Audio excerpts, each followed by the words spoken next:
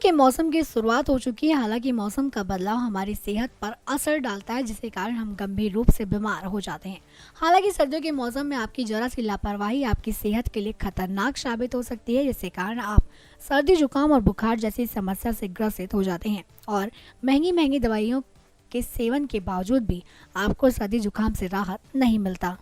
लेकिन आज हम आपको एक ऐसे नुस्खे से रूबरू करवाएंगे जो काफ़ी औषधीय होता है, साथ ही इसके सेवन से आप हेल्दी बने रहते हैं। जी हाँ, आपको बता दें कि इसके लिए आप सबसे पहले 1 चम्मच के बराबर शहद को लें और उसके बाद आप इसी के समान मात्रा में मुलट्ठी का पाउडर लें और साथ ही दालचीनी का पाउडर लेना ना भूलें। अब इसके बाद इसका एक मिश्रण तैयार कर इसका सेवन पानी के साथ करें। ऐसा करने से आप चुटकियों में सर्दी जुकाम से निजात पा सकते हैं और आप काफ़ी हेल्दी भी बने रहते हैं। बेहतर होगा आप अपनी सर्दी जुकाम से निजात पाने के लिए इन नुस्खों को अपनाना ना भूलें, जिससे आप हमेशा हेल्दी बने रहें। क्यूरन हेल्थ एक्ट से रानी की रिपोर्ट।